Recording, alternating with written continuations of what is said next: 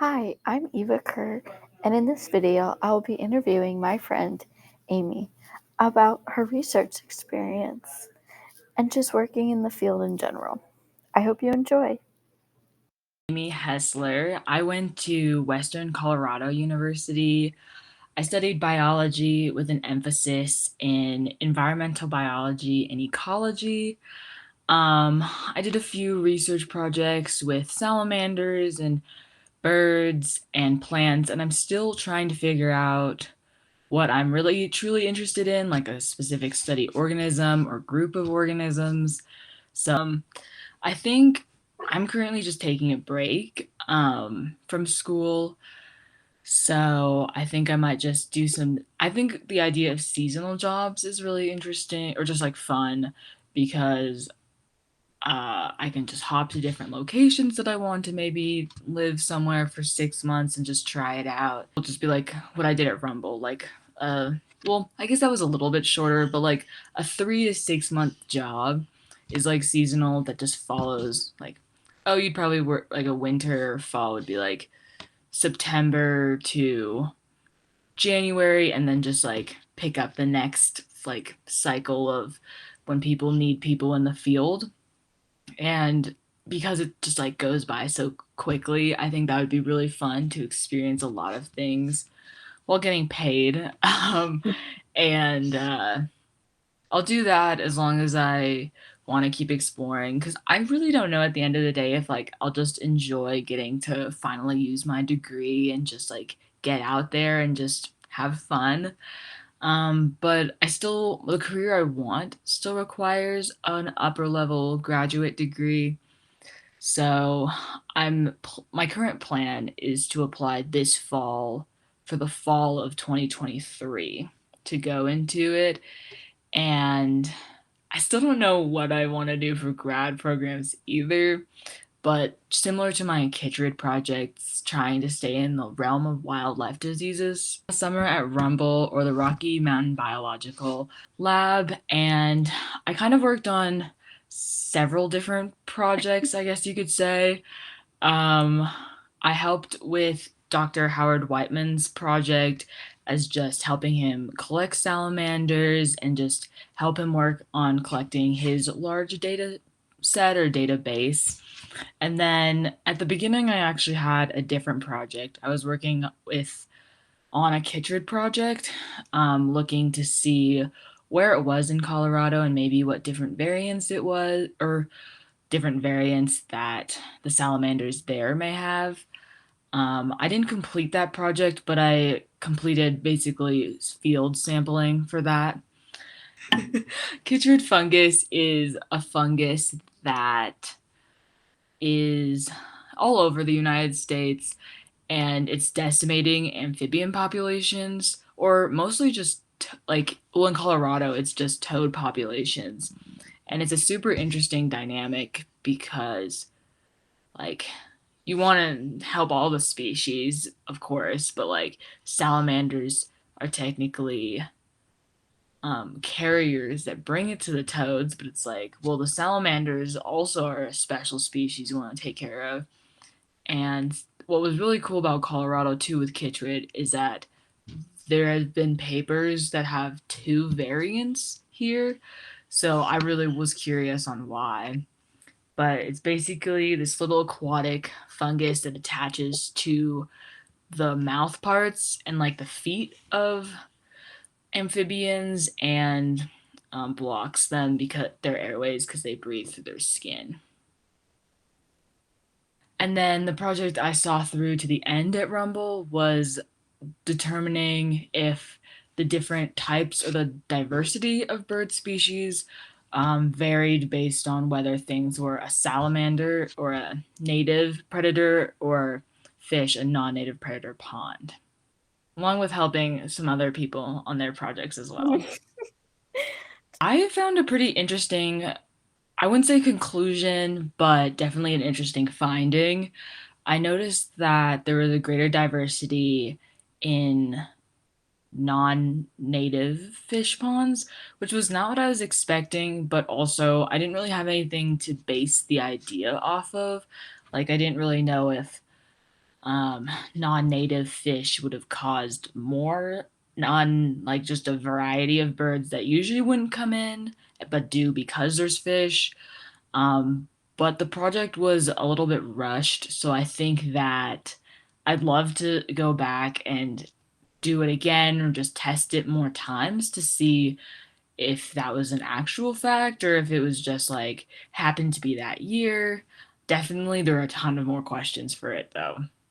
So I feel like we learned it was part of a bigger picture as we were going through it, which was kind of cool.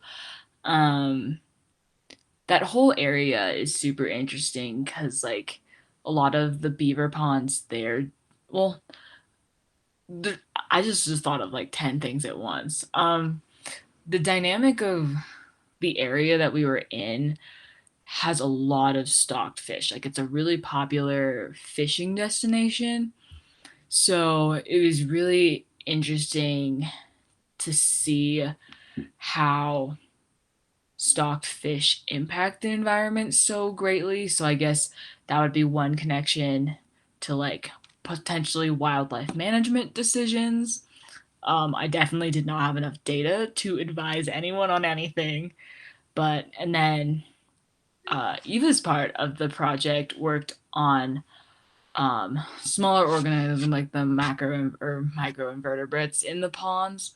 So that would also connect to my project because you could see, how many midges or other tiny creatures are in there, and does that potentially affect the birds too? Because the birds would also prey on that.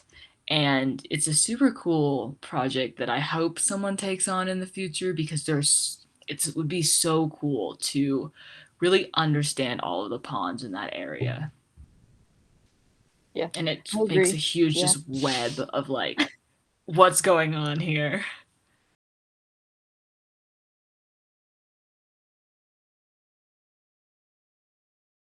Spending my days in the field with you too. And it was just like even though it was grueling work and we were outside all day, like I couldn't imagine this. That was like a moment where I was like, this is definitely what I want to do. Like I'm just outside with my friends doing research and just like having fun and doing something that contributes to something really cool.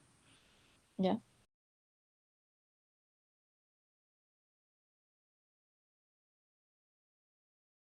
Definitely. So as I mentioned, like that first part where um, I had to switch projects, of course you only have so much time in a field season, so being on that time crunch was definitely a big challenge. And then um, again on that time crunch I only had so much time, so and it was a prime thunderstorm season in Crested Butte where we were doing research. So there's that was another question of like, well, there's an absence of birds when it rains, so that was another potential issue. But all good things at the end of the day. Like it's all part of the research experience, but definitely some humps to get over for sure.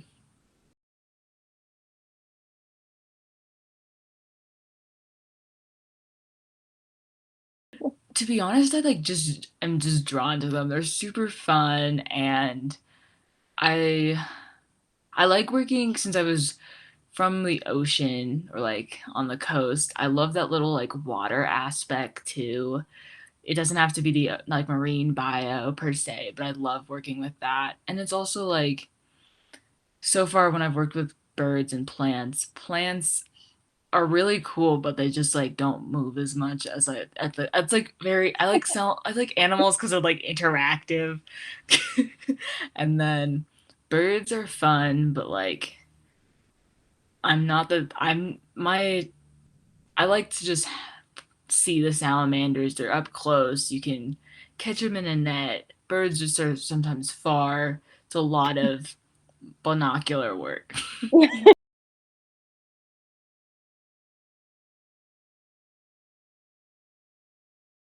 I feel like I learned that it was like super important to keep a really detailed lab notebook, like that sort of stuff. Oh yeah, definitely. Yeah, I didn't realize that until I like would need to look back and like I wouldn't remember things and I'm like, well, like I didn't write it down, so like technically I can't use it.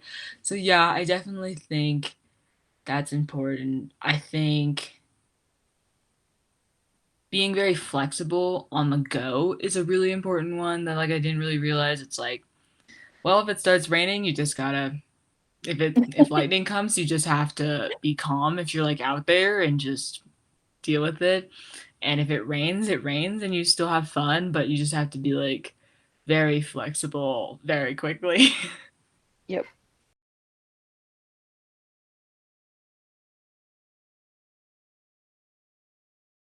I would say, well, to my past self, I probably was like super picky on like finding the like perfect experience. Like I needed to find experiences that would actively contribute to gaining more experience for the exact field I wanted. But I think that something that I needed is a good reminder even now is like any experience is good experience because it helps me just figure out what I like, what I don't like, and it's like I'll never know until I try it type thing too. I think that even though it's yeah, so like just getting involved in things I think helped a lot. Like even though my freshman year, even though like I knew I wasn't doing more molecular bio type stuff, I helped with a senior do a research project on like with frog embryos, and I guess I was still in the wildlife aspect, but just like getting any experience was just like a good idea.